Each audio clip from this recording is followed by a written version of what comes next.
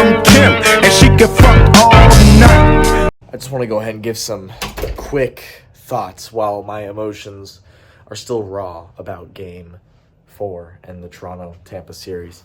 If you want to know genuinely how I feel, and like I said, if you watched the preview video of the entire NHL playoffs that I made with Casey last week, right, I said, even at the moment we recorded that video, the Lightning had just won 7-3. We were up 1-0 in the series. And even during that video, I said I still think Toronto's going to win the series in 5 or 6.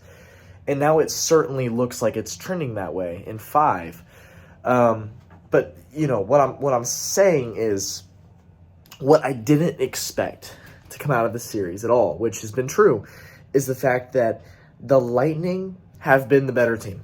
The Lightning have been dominant. They really have been dominant. And even in tonight's game, Game 4, the first 2 periods, they had Toronto on the ropes, dude. They had them by their balls. They did. They were up 4-1. They were buzzing. They just brought that championship swagger with them that said, yo, we're still here. We're still the champs, bitches. Here we are. We're not going anywhere. And then in the third period, it just all fell apart.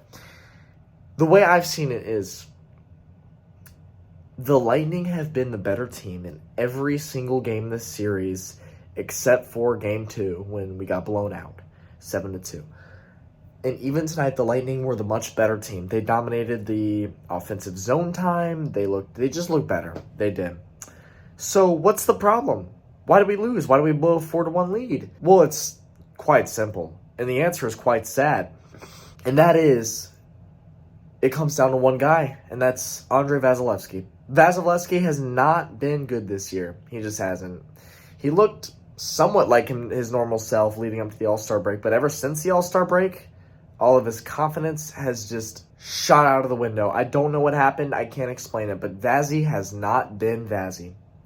He hasn't been Vazzy since the All-Star break. He hasn't been Vazzy this playoffs. And he's letting in goals that a lot of other goalies in the playoffs right now wouldn't be letting in. I'm telling you right now, if the Lightning had Jake Ottinger, Igor Shesterkin, and God, that hurts to say, even Samsonov, among a list of other guys that are in the playoffs right now, you put those guys in net for the Lightning are winning this series 3-1 right now. I'm so serious. It's all come down to Vasilevskiy. And while I do think truly that the Lightning got totally butt-fucked in that last in Game 3 against Toronto, refs blew an early whistle to wave off a good point goal that would have won the game 4-3 in regulation, wouldn't have even gone to overtime. Lightning would have been up 2-1 in the series. Going into today would have been tied 2-2.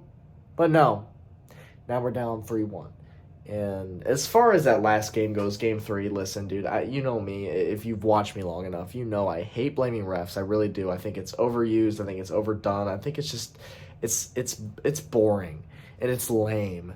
It's really lame to sit back and say, oh, it's the refs' fault. I'm pointing at the refs and nobody else but the refs. The refs are the reason my team lost. But there's a legitimate reason to believe that they influenced the outcome of Game 3, the reason being that the Lightning had a good goal that would have been enough to win a regulation that was waved off due to an early whistle. It's the same thing that we saw in the NFL playoffs 2 years ago.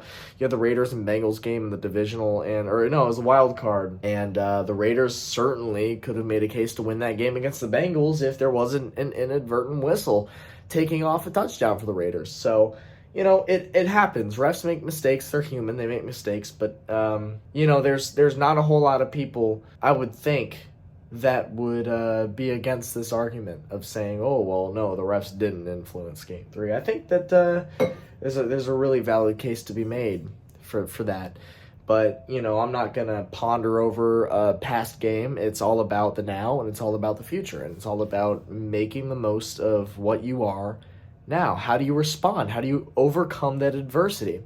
The Lightning overcame that adversity of Game 3 for 2 periods, and that was it. And they let up, and they played prevent defense in the third period. And the way I see it is, listen, they've gotten away with this prevent defense strategy for the last couple of years because you had Vasilevskiy in net that would bail you out for being stupid with prevent defense. I've always I've always been against prevent defense, dude. You take a lead, why on earth would you sit back and just get pounded in your own zone? Why would you do that? Why would you do that to yourself? You know?